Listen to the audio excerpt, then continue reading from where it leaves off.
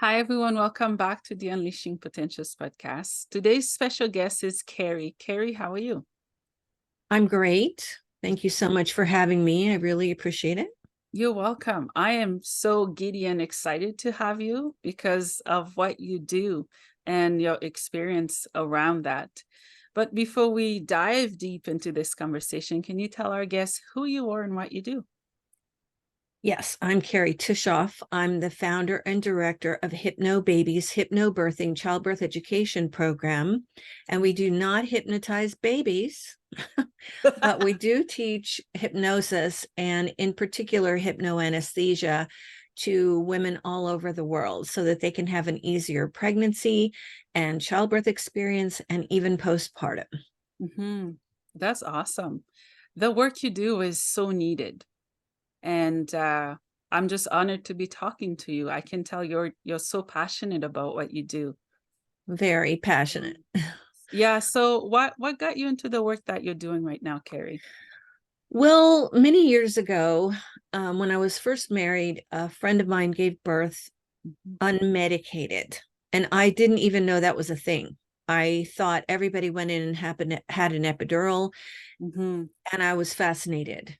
She Mhm. had used a natural childbirth method, a specific one that teaches relaxation and breathing, and I was just bitten by the birth bug.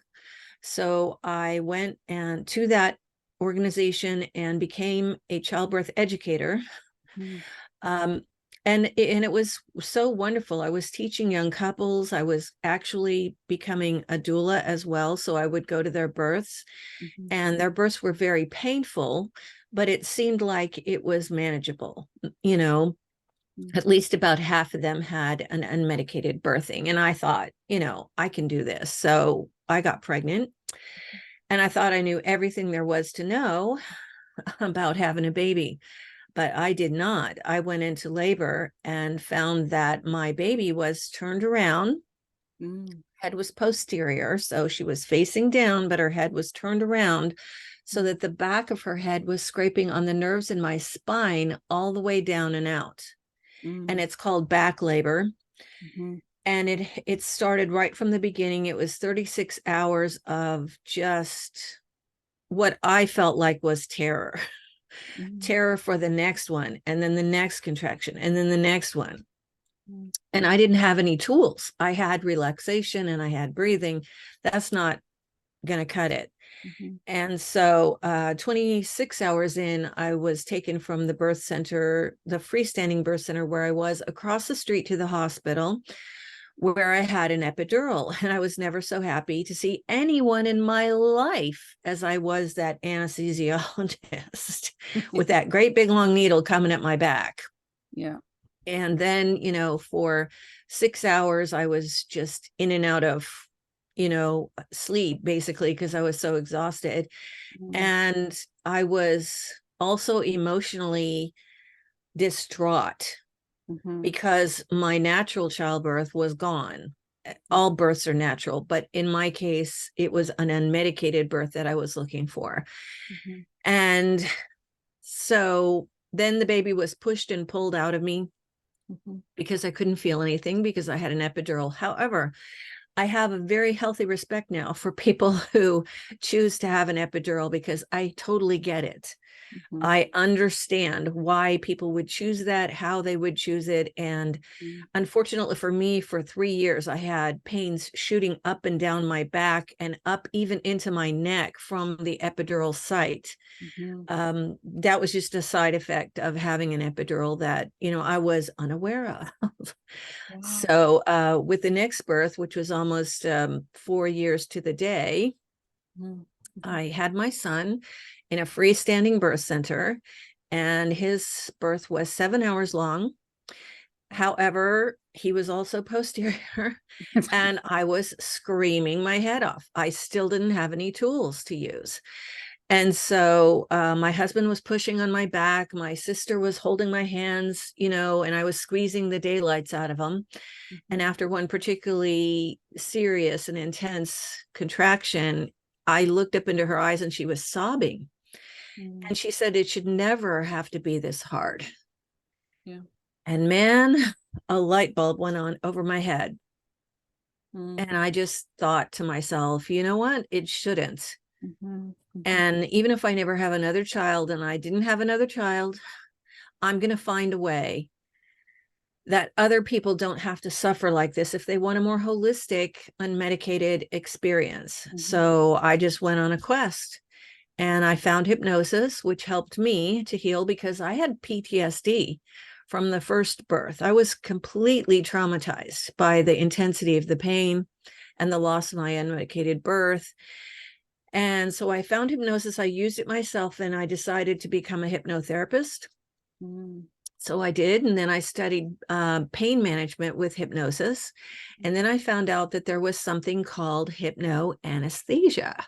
And this is a real thing where people who are allergic to medical anesthetics, so maybe they have to have a medical or dental surgery, but they can't because they're allergic to those medications. So they work with a hypnotherapist ahead of time for about a couple of months, retraining the inner mind so that the surgeon's scalpel will feel like tingling or maybe pushing or pulling, kind of stretching such sensation instead of what it would normally feel like. And that's how they can get through the surgery and recover better with hypnoanesthesia.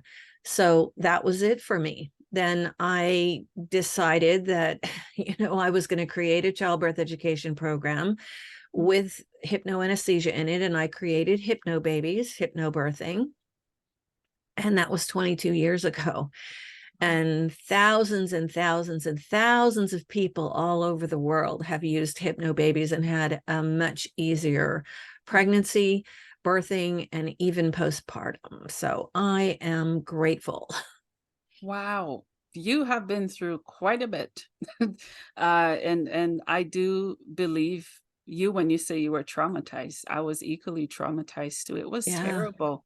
Woman to woman, I'm sorry you had to go through that. It should not be that terrifying, painful to have babies because they're so cute when they're out. You forget about all the pain.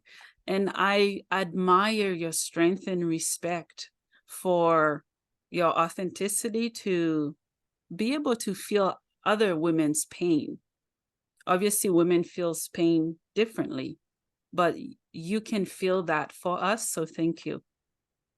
Well, I know what it's like, and my well, all pregnant people are dear to my heart because that is a time when you are so vulnerable. You've just been through 9 months of growing and nurturing this little person and wanting the best for them and doing the best for them, eating the right foods and avoiding things. And you're so excited to have this baby in your arms, and so you're really vulnerable at the time when something starts taking over you. It's just relentless. You can't stop it. You don't know. You couldn't if you tried. So, you know, uh, there, to me, there had to be a way to make it a much better, more joyful experience. And I Mhm. really want that for everyone. That is for every person who chooses to have a child, because Yes. they say that to choose to have a child is to choose to have your heart walking around outside your body for the Wow. rest of your life. Yeah. And how that child gets into the world definitely colors everything, Mhm. your relationship with that child, and your relationship Mhm. with yourself, because sometimes people wonder for years, why did I make that decision, or why did I allow that person to do such and such for me, and or to me. And so in Hypnobabies, we teach people how to be their own best health advocate. Mhm. So we teach them what the benefits and the risks and the alternatives are to all the common interventions that can happen when you go in to have a baby, mostly in the hospital, but we do teach them about birth center birth and home birth as well. But in the hospital, there are interventions, and we call them choices, Yeah. because the most important thing you can learn as a pregnant person is that all choices belong to you. Okay. In pregnancy, in your birthing, in your postpartum period, and with your baby's care, you are 100% in charge Yeah. of all those decisions. And most people don't know that at all. No. So we teach all of that. We don't tell people what to choose. We just tell them to decide what they want, research it really well, make up a plan. If the plan changes, it changes. We are able to roll with that as well. Mhm. But Yeah. they're taught how to advocate for themselves during childbirth and afterwards Mhm. so that things don't spiral out of control. Because sometimes the medical community, in the interest of saving time Mm. and making more money and avoiding litigation, Mhm. do certain things to cause other things to happen so that other things happen and we end up with a surgical birth or an instrumental birth, and that is not usually the plan of most people, going in to have a baby. Yeah. Yeah. And so it's important for people to fully and completely understand that they are in charge, that they get to say, well, tell me, what are the benefits? What are the risks? What are the alternatives of this particular treatment or procedure? Mhm. And what if we do nothing? Tell me all about it. Yeah. Now I'm going to take 10 or 15 minutes with my partner here, and we're going to decide what we want. And then the nurse or doctor goes out and allows you that respectful time for you to choose what you want. Yeah. And if you need more questions answered, then they come back in and you make sure that you are fully educated. So very important for anyone. I love that you're teaching that because many women they don't have their voice, or if they have it, they're afraid to use it to speak. Um, I know in my case, I had to step up and use my voice.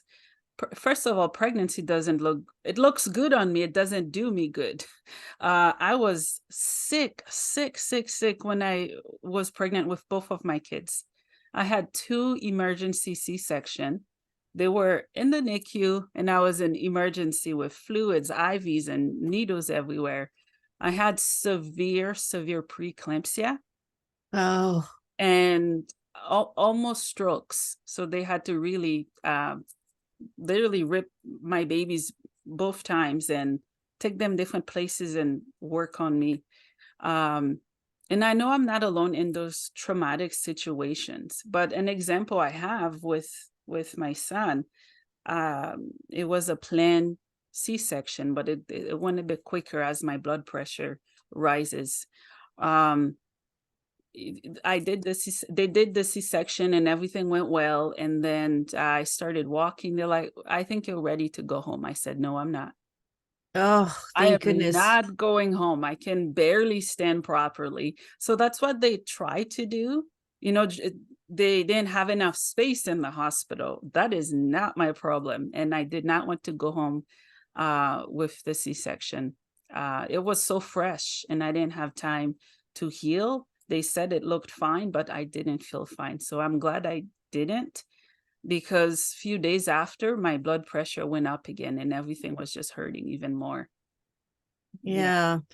Yeah. And there are people, well, first of all, thank goodness we have these procedures. Thank goodness we have treatments and procedures that save people's lives and babies' lives. Yeah. Oh my gosh. Yeah. If we didn't, it would just be terrible. So Mm. even though the plan, maybe initially when you first got pregnant wasn't to have a cesarean, thank goodness you could have one.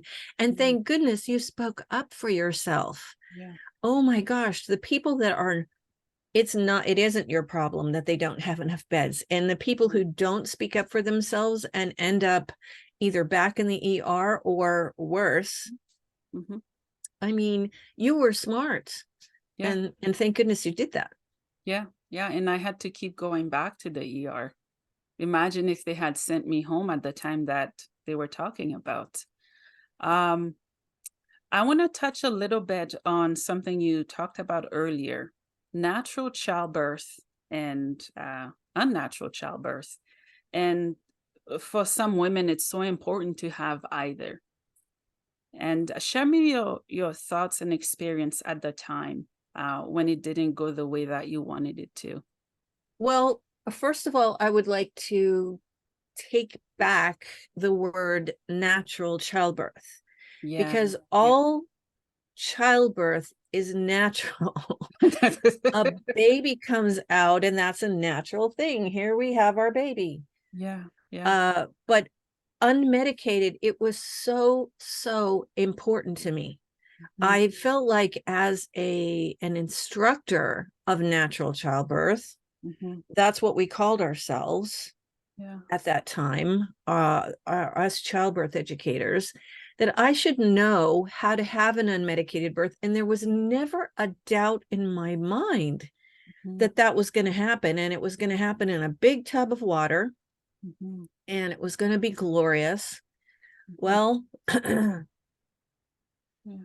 first of all, I learned a lot from that birthing. Mhm. You know, one is research where you're going a lot more, because the birth center that I was at, the nurses at the birth center were unkind, and Oh. they made me feel terrible in the midst of my pain and terror for getting water on their floor when I was trying to have, be in the shower, Wow. so that hot water could hit my Mhm. back and make me feel better. Things like that. And secondly, don't bring a lot of people. Hmm. I had an entourage of people around me that I thought was going to be comforting. And what it did was Mhm. it made me worry about them. Oh Mhm. my gosh, so and so has been here for 24 hours. This one has to go home and go to work. That one has a dog to feed, you know. And four of the people were my direct relatives, my mom, my dad, and both my sisters. Mhm. So I was constantly thinking about what they were going through, watching me suffer. Yeah. It was a bad situation. Mhm. Yeah. So, when I got into the hospital, I was just trashed. I'd been doing this for a long time. The pain was excruciating. I finally got the pain to go away with the epidural, but the loss of being able to have that unmedicated birth that I had only considered, that's the only consideration I had. It was the only thing I was planning. Mhm. It was emotionally Mhm. draining. It was emotionally traumatizing, actually, to me. Yeah. And I know that sounds, some people will say, well, you got a healthy baby out of it. What is your problem? Well, it's not like that when it's you. Yeah. When Yeah. you're the one that's having the baby, Mhm. Mhm. what your plans were and what you have to go through, whether it's a physical thing or an emotional thing, is everything. Yeah. Yeah. That's why I do what I do, Mhm. because I want people, even if they're not planning an unmedicated birthing, to have a better birthing. Yeah. By education, by knowledge, by being their own health advocate, by understanding the entire process, and that childbirth is very, very natural. Yeah. What also, it's important to understand that now that there is social media and so much Mhm. video on the internet, that people are bombarded with images and birth stories and all this negativity about childbirth that fills up their head and scares the daylights out of them on a conscious and subconscious level. Mhm. People would do really well to avoid all of that, Mhm. so that their mind, stays focused on what they want. What they want is a better birthing. It might be a better birthing than Aunt Susie's birth, or it might be a better birthing than the last time I had a baby. Whatever it is, focus on your goal. And that's what we teach our moms, Mhm. because that is true in life. Yeah. It's true that if your goal is to buy a Toyota, a brand new Toyota, you're going to spend zero amount of time researching how to buy a Tesla, because that is not going to get you anywhere near your goal of the car you want. Yeah. And the same is true with childbirth and anything else in life, is to focus on what you want, whatever your goal is. Focus on that, and then your conscious and subconscious minds will be in sync. Mm. And they will work towards getting you what you want. They will bring to you more thoughts and ideas and belief systems, which turn into behaviors and decisions and choices that will lead you to what you want. So all of that is super, super important. Yeah, I love that. Yeah, thank you for saying that all births are natural, because I've had two C-sections. I felt guilty for a long time. I felt my babies were preemie. One was 5 pounds and 3.5 pounds. Okay. And Wow. the one that's 5 pound, that was 5 pound.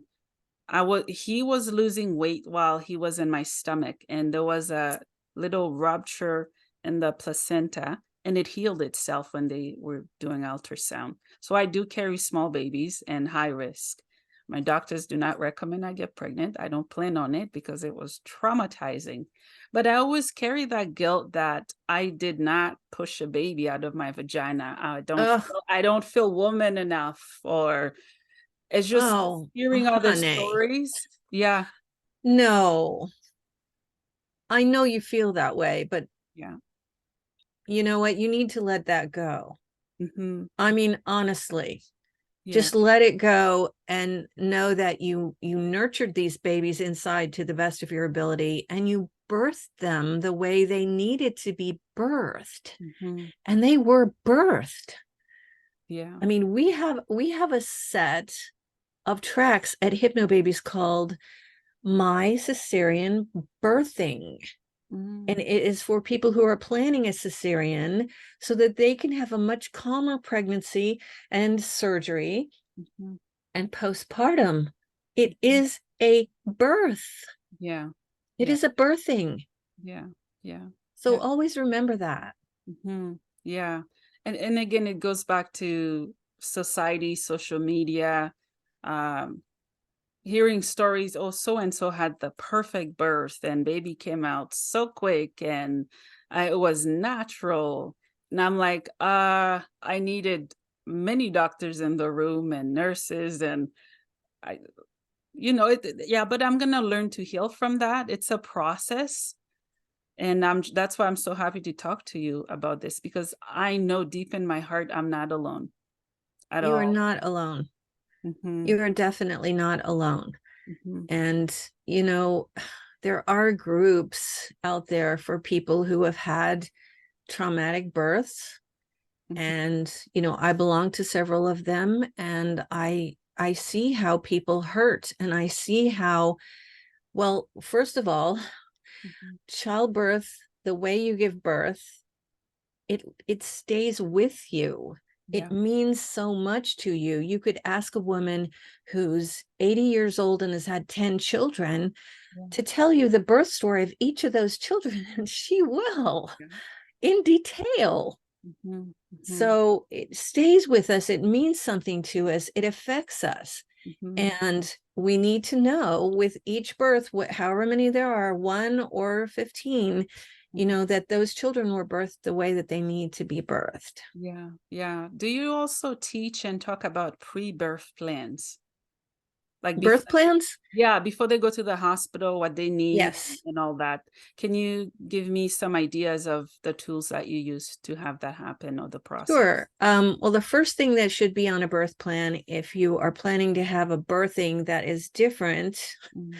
and when I say different, I just mean that the majority of people going into the hospital now are going in, they're planning on going in early and having their epidural right away, and, I don't know, playing cards, watching TV until the time to Yeah. have a baby. I get it. I was there, and I'm not putting anybody down. So don't write me emails. Or me. Yeah, yeah.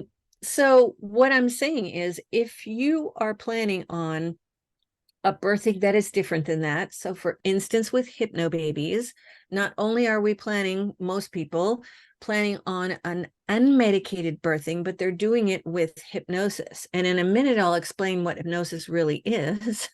So people can, not, because there's still an image of hypnosis out there, which we'll talk about. But if you are, then the first thing on there on your birth plan should be, we are planning for an unmedicated birth using hypnosis in the absence of complications. So if a complication should arise, then of course, with the briefest of consultations, we will be on a different plan. So that should be the first thing that goes on there, because you want to make sure they know that you're not, inflexible. And then, put on their bullet points and only one page of the things that you would like. For instance, we'd like to have the room dimmed and as little conversation as possible, that sort of thing. That's important to you, focusing, no matter how you're giving birth, focusing on whatever your comfort techniques are. And, we have a sign. It's a paper sign that we give to our Hypnobabies students that they put up on their door. And it says, "Hi, we're using hypnosis. Please enter quietly," so that they don't just burst in the door and like, "Hi, mama, how you doing?" They have been explained that you need to be focusing on what you're doing for your comfort techniques. And so things like that will be put on there. It could be, in our case, we use specific words. So if you hear us saying birthing wave instead of contraction, maybe you could use those words too. If not, we understand. And those things are very important, really, to anyone who has a birth plan. If you have specific things, specific words that you use, or specific music you want to hear, put it in the plan, and then and all the way through pushing. Like, we would like to start pushing when we feel the need to push without coaching. Thank you. Now, why is that important? It's important because not everybody is in the position of having to have people coach them to push. For instance, when I had an epidural, I could not feel to push, so they would tell me when to push. In our case, if you're having an unmedicated birthing, you're feeling all those pushing sensations. So you don't need people to tell you how to push or count to 10 and push. They're going to be right in your ear. So if those things are important to you, you put them on. And at the bottom, you thank everybody. Thank you so much for your help during our stay here. We really, really appreciate it. And on top of that, if you're smart, you will bring those nurses, those labor nurses, treats. You will bring them a tray of brownies from the grocery store, or cupcakes, something they can share with all the gals up at the desk. And a thank you card ahead of time as you walk in here. And call them by their name every time they come in the room. Now, if you're a birthing mother, you may not be the one to call her by her name. But if you are the birth partner and the nurse comes in, "Hi, Susie, isn't my wife doing great?" What is she going to say? No? She's going to say, "Yes, she is." Positive, positive, positive, acknowledging her as a person, thanking her for everything she does for you, that sort of thing. Very important for anyone. I love that. As you were speaking, a question that came to mind: what was your program like during and after the pandemic? Well, we had a lot more people having birth center and home births, and therefore natural unmedicated births. Unmedicated.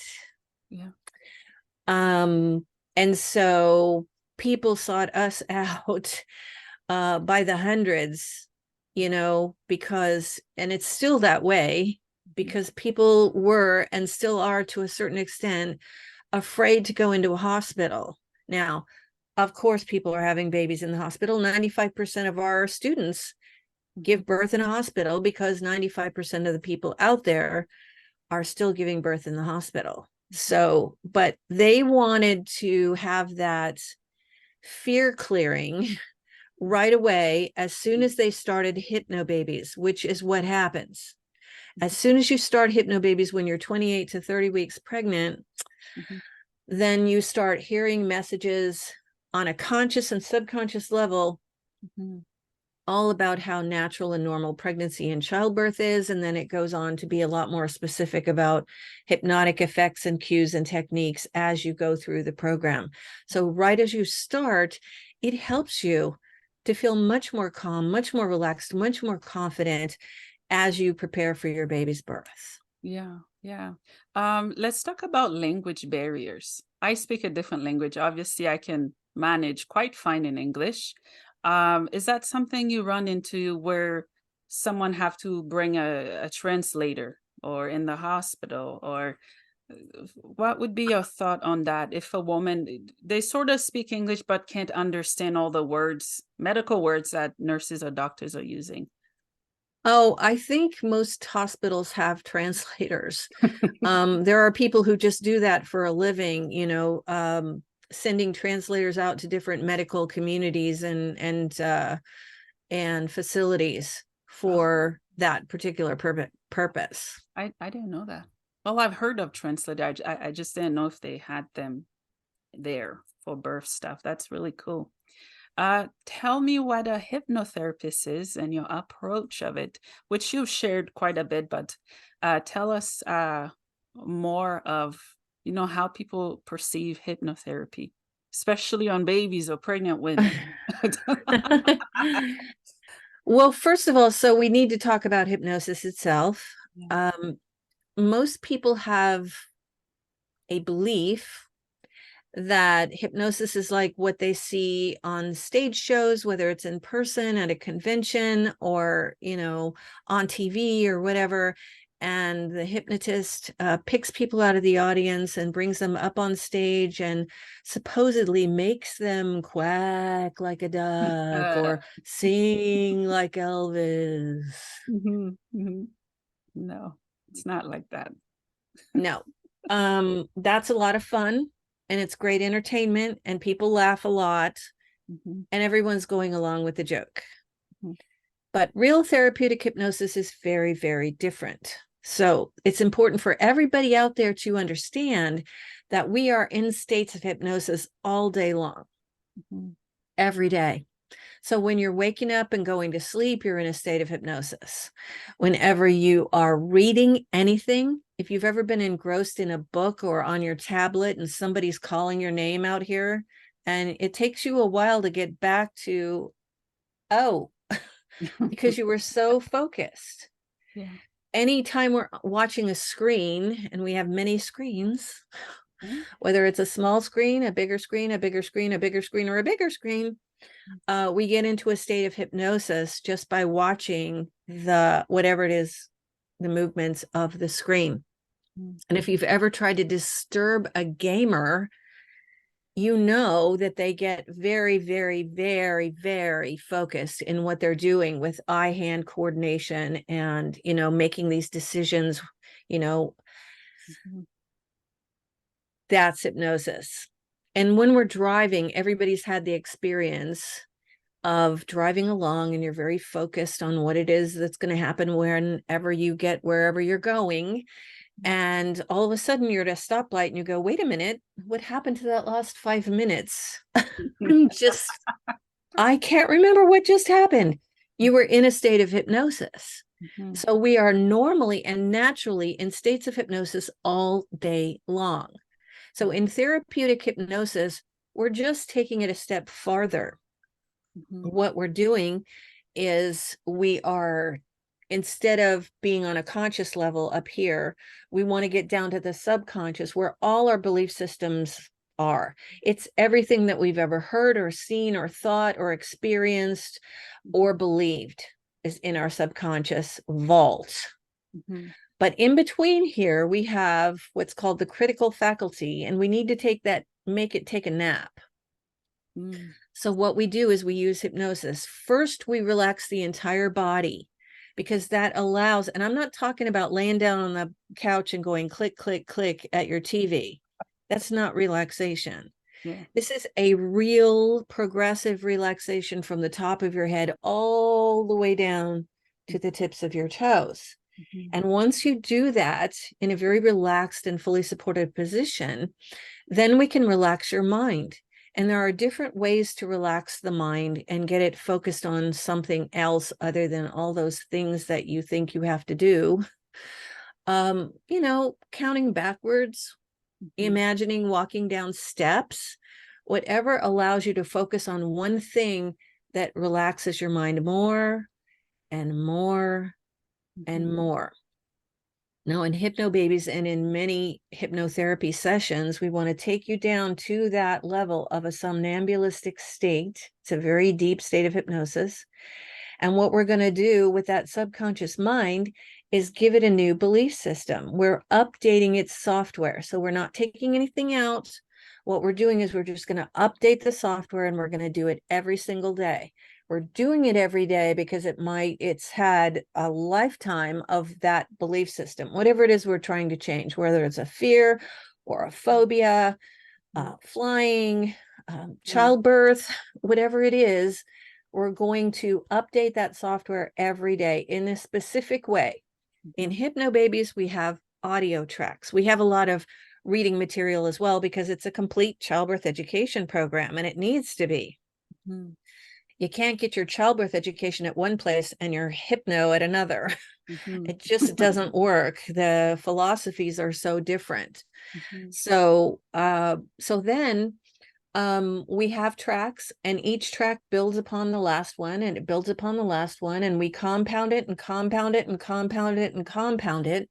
And after the 6 weeks is over, then there is a specific schedule of audio tracks to listen to that basically just keep those techniques and cues embedded in the subconscious mind, so that when you go into your birthing time, which is what we call labor, those are there for you, and they're activated by certain cues, post-hypnotic cues that you have learned along the way, and or we have tracks that you can listen to that activate the cues, and or we have what's called birth prompts for your birth partner to read. These are little phrases that are specifically from all the tracks that you have been listening to, and they activate those cues and those techniques right in the moment from somebody else saying them to you in your ear if you prefer. So there are many different ways for you to use this. And it's important that people understand that all hypnosis is self-hypnosis. No one is ever doing anything to you. You are fully capable right from the very first second to choose to enter hypnosis, stay in hypnosis, accept the suggestions, which are mental directives for your good, and or emerge from hypnosis or not at your will. Mm-hmm. So no one is ever, ever, ever in control of you. Mm-hmm. And it's not religious or spiritual or airy-fairy or new age or anything. It is very simply something that we automatically do all the time, and we're just taking it a step further. And whatever it is you want to work on. So in hypnotherapy or hypnosis of any kind, you can work on many things. As I said, fears and phobias, but say you're pregnant. We have tracks, additional tracks for eliminating nausea, for eliminating the fear of childbirth, for eliminating the fear of needles, which is actually quite an amazing thing in the general public right now, that people are afraid of needles. And eliminating insomnia. There are so many things. We have tracks for breastfeeding. We have tracks for after your baby comes, so that you can be a calm, confident new mother. There are so many ways to use hypnosis and hypnotherapy. Yeah, you're right. Yeah, I do hypnotherapy every day before bed, preferably, but it does work.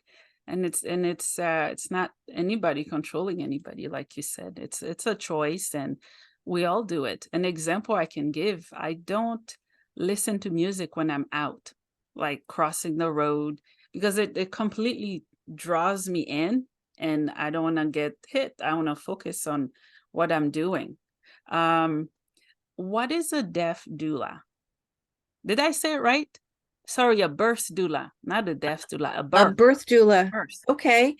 Um, well, these are labor assistants. So this would be a person who has been trained Mhm, by a particular organization in order to help the birthing mother, the couple actually, mhm, throughout or before and throughout the birthing. So a good doula mhm, should meet with the couple at least 2 times before the birthing to find out what it is they're doing for comfort techniques, mhm, so that she can help them, learn all of that and learn what they think her role should be.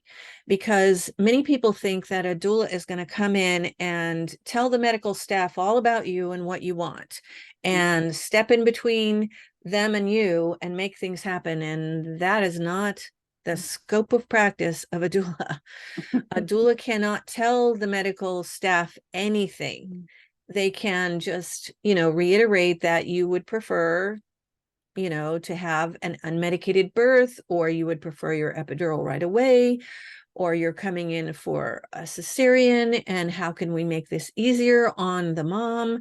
Whatever it is, she's there to advocate for you, but she cannot make decisions for you or tell the staff what your decisions are. mhm, And then afterwards, usually a doula will meet with the couple as well, debrief them, make sure that breastfeeding is going well, if they're breastfeeding, or bottle feeding is going well, mhm, and just make sure that the new family is off to a great start. And I think they're worth their weight in gold. mhm. Yeah, So yeah, yeah. People get judged when really it's their own personal choice and decision, how they get pregnant, when they get pregnant, and when they give birth or where. well, there's a lot of weird mommy shaming out there. There's Yeah. groups of people who will shame mothers who have unmedicated births, saying, you shouldn't be in our group because we've all had all these drugs and that's what we believe in. Mhm. It's okay. Yeah, Then maybe that mom should go to an unmedicated birth group. I mean, but let's not shame people. yeah. Let's just suggest another group that they might be more comfortable in. Mhm. Yeah, There's no reason to mommy shame anyone. yeah. That's,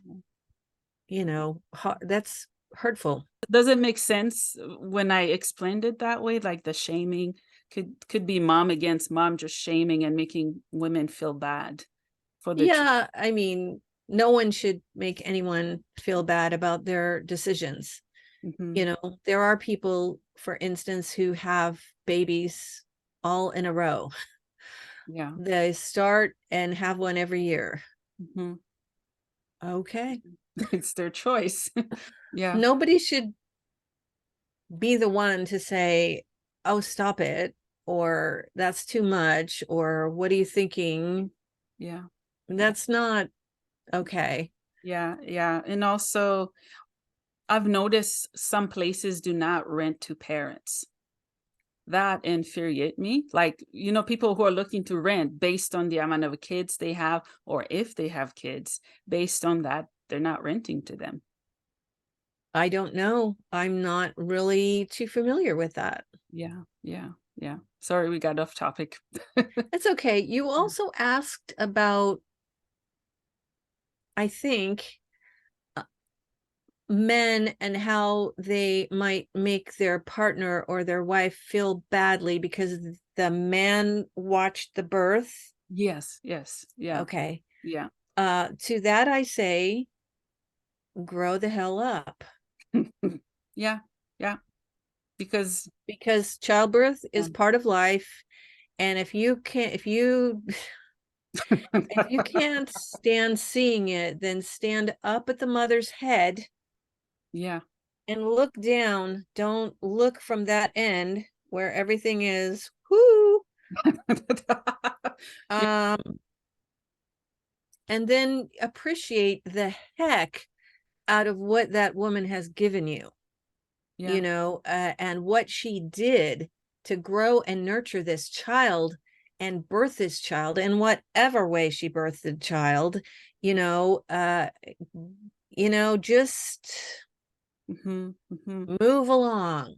Yeah, yeah. Because in my opinion, I think it's something some women do struggle with, and they don't really talk openly about it, of the embarrassment that a partner may make them feel.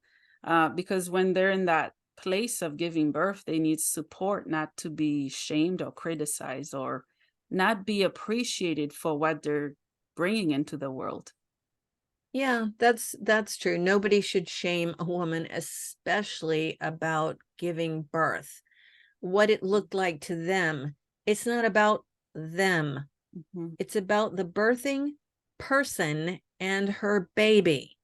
Yeah, So everybody else is secondary. And I understand you have to have a relationship after that. I really do. yeah, But that person needs to find a way to cope with their own emotions. Talking about it is fine, shaming is not. yeah, yeah, yeah. And it's a lot of guilt for mothers to live with. Sometimes they never share it, sometimes they do. Sometimes they just carry it, and it's heavy for them. Many people do not realize can be helped with hypnosis is fertility. So of course I had a big heart, you know, to really help people who are struggling Mhm, with getting pregnant, because mhm, our population has gotten older and older in trying to get pregnant, and that leads to some problems for some people with conception. So we created a program. mhm, It's a hypnofertility program, and it doesn't replace all of the other modalities that people are using, IVF or whatever it is that they choose. mhm, What it is that it goes light years beyond what people tell you, which is just relax and you'll get pregnant. mm. So Yeah. this is has a hypnosis session and an affirmations track for every week of the cycle. Mhm, As you are working towards getting pregnant, mhm, you listen to that track that week. So say that it starts with the first week after your period, mhm, and you listen to that track, which is all about that week. And the affirmations keep you in a very focused, positive frame of mind mhm, from the outside, and the hypnosis from the inside, on a subconscious level, to help you be really positive and preparing for the next phase, which would be ovulation, and mhm, the next one, which would be conception, and the next one, hopefully nurturing a pregnancy. And so it's very different than other programs, and has helped get a lot of people pregnant. And it's very dear to my heart mhm. because I love to help people, with babies, getting them out, Yeah, yeah, nurturing them once they're out. mhm. So, Yeah, yeah, I love that. Let's touch a little bit on postpartum. How do you help okay. your clients, and any words of encouragement you have for those who've struggled with it or continue to struggle with it? Yes. Well, postpartum is a beautiful time. Mhm, You have your new little perfect person, mhm, and it is also a time when you should be getting to know the little person and getting to know how to take care of the little person and the little person's needs as well as your needs. Let people nurture you. Keep the company to an absolute minimum. If people feel like they must come over, give them a job to do. Tell them, go wash my laundry or clean my kitchen. Mhm. but I'm the one holding the baby. Yeah. Because that's what people want. They want to come over and take the baby out of your arms. Mhm. Mm. For weeks, it is most likely best for the baby to be with you, on you, Yeah. cuddled with you. Mhm. Um, and so that's the most important thing for anybody. For our students, we have a track called After Your Baby Comes, Mm. and it allows them to continue listening to hypnosis, getting into a hypnosis state. You don't listen to it when you're holding your baby, but at night when everyone is, resting, then you listen to it, and it helps you to have more confidence as a new mom, to sleep in sync with your baby, and be comfortable with your own choices. So that is another thing for people to really understand, that nobody knows you and nobody knows your baby and nobody knows what the two of you need together better than you. So the mother-in-law, the mother, the aunts, the sisters, the coworkers, the people online. Yeah. Yeah. Someone It's needed okay to for hear them that. to Yeah. say whatever they're going to say, unless it's negative, and then you put your hand up in the stop position Yeah. and you can say, I really need to focus on me and my baby right now. So could we have some space? Yeah. Yeah. Oh, I love that. I love that you share that because some moms, they don't know when to set boundaries because they don't want to hurt anybody, especially if it's family members. But when Right. they're so overwhelmed and they're crying when people leave or come, yeah, I love that you share that because it can be overwhelming for them. Well, in Hypnobabies, in our program, we also teach our students to protect themselves emotionally. Mm, So when people come up to them and they're starting with the things and the stuff, and you should do this and you should do that, this is what I did, mhm. they are taught to put their hand up Yeah. in the universal stop position and say, oops, can't hear that. I'm planning a completely different experience. However, what I would like to know is if you can tell me the absolutely most joyful moment of when your baby was born. Mhm. So then they stop and they've got to think, instead of telling you the horror, Mhm. they've got to think about that moment when maybe it was they left the sex of the baby to the birth moment and they found out it was a boy. They found out it was a girl, and the joy that filled them, or holding the baby for the first time, or the first time the baby latched, or they realized the baby had a dimple like daddy. Yeah. They're telling you something joyful, and it's changing the entire mode of communication. That Mhm. we just had something negative coming at you, and now we've got something really beautiful. And not only that, but the mind's language is imagery. Mm. So it's not just words. As soon as we hear something, we imagine it. Our minds automatically imagine it. So that person gets to imagine that beautiful thing, and it changes them and fills them with endorphins. Mhm. And you get to imagine that beautiful thing, and it fills you with endorphins. So Mhm. that's something that everybody can do when they're pregnant. Yeah, I love that. How long does postpartum last, and when is it time to get help? Postpartum lasts as long as after your baby lasts. But, they have a 6-week period where they want you to come back to the doctor's office or the midwives and report, and show you that they're show them you're still alive, and how the baby's doing, and how all your physical and emotional stuff is going on. But we should take care of our moms for a year after they have a baby, to really allow them to just decompress from being pregnant in the first place, because that is a shock when you're pregnant and all of a sudden you're not pregnant. Mhm. That space is empty, even though your arms are filled with a baby. Yeah. and emotionally and physically, and then, you know, with maybe being a little sleep deprived and all Mm, kind of things that can happen, mm, postpartum should last a long, long time. mhm, Getting help, if anybody has any symptoms of depression or worse, you know, if they feel like they have thoughts of harming themselves or their baby, of course, they need to get to a doctor right away mm, and absolutely make people listen to you. You can't be at the doctor's office and have them say, take this pill and you'll be okay. mm. What you really need to do is find somebody who works with postpartum women and Yes. have them assess your condition and really help you. Yeah, yeah, that's true because it's beautiful. Pregnancy is beautiful, a child coming, but doesn't always stay that way. Not in my case, at least. I went through the ups and the downs. Um, so let's see how to address this.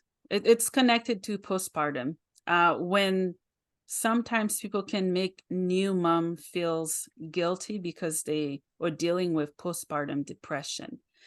An example, they may say, "What are you depressed about? You just had a beautiful baby." When really, they're not giving the mom the space that they need to grieve the it's not the death of a pregnancy, if I may put it that way. I don't know if that's appropriate or not.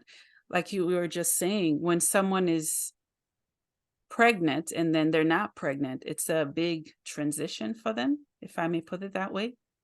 I am not making sense today. I'm sorry. You are, I'm you sorry. are. I use my mind. I use pictures to ask questions because sometimes my thoughts are just scattered. Well, there are many people out there, I will say, that do not understand. Maybe they didn't experience postpartum depression, or they're a man, so they can't possibly experience postpartum depression. Mm, But it is a serious thing that can make you miserable yeah, and not present. yeah. I did go through it myself, so I know what I'm talking about. And it made me and my daughter miserable for a couple of years until I was able to get help, until I was able to recognize it Mm, yeah. and get help. So now, all good childbirth education programs, and that includes ours, Mhm, should teach about signs to look for. You mhm, know, it's not just about pregnancy, it's not just about having a baby, it's about what to do afterwards, signs to look for that, you know, you may need help despite what the mother-in-law is saying, despite what the best friend is saying, despite what your partner is saying, mhm, you may need help. So everybody should really look for those signs, but the partner can also, we hope, and most of our partners do, read this part of the information in that childbirth education program and take it to heart so that they can be looking for the signs as well, you mhm, know, because maybe the mom doesn't recognize them herself, mhm. you know. So Yeah. if you have somebody looking out for you, that's the best. Mhm. What an amazing interview this has been. What's next for you and your journey, Carrie? Oh my goodness. Well, I'm continuing to create courses. Mhm, We have a lovely breastfeeding course, and we have a preparing for your hospital stay and recovery course that mm, we've added. Um, but, you know, I'm working on language courses, mm, and they are courses that teach people. The first one will be for parents. mhm. And that is because I think that if people knew that if they started talking to their children right from the moment they popped out, um, they would, first of all, learn language a lot easier. But secondly, they would understand what you want from them and be much more likely to do things in a positive way if you spoke to them in a positive way.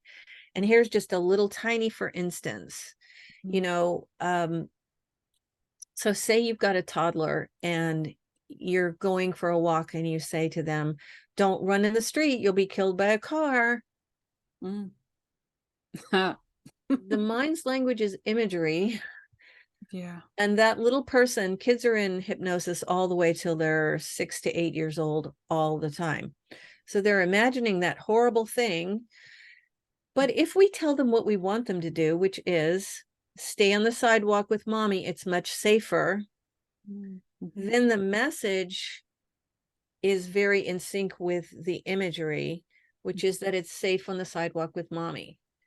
And so we can do this right from the beginning. Right from the very, very beginning, we can say, I'm going to change your diaper now.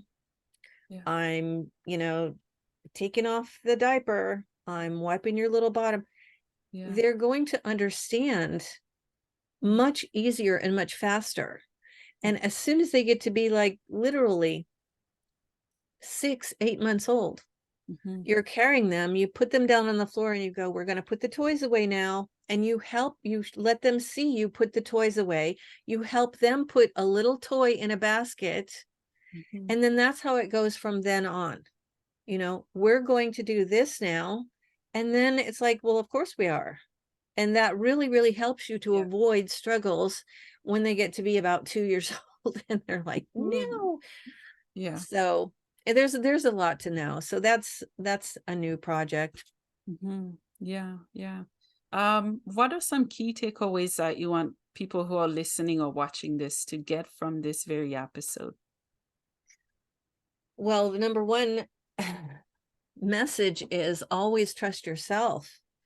Whether you're pregnant, whether you're birthing, whether you're a new parent, Mhm. trust what you know about yourself, about your baby, about your body, about the processes that you need, the things that you need. And, make sure that other people will nurture you through that, because people can block your way if you let them. But Mm. if you don't, and you use your voice and you say, this is best for me. I know this is best for me. I know this is best for my baby. And I think that that's going to help people through their pregnancy and all the way through to being a parent. Yeah. Yeah. I love that.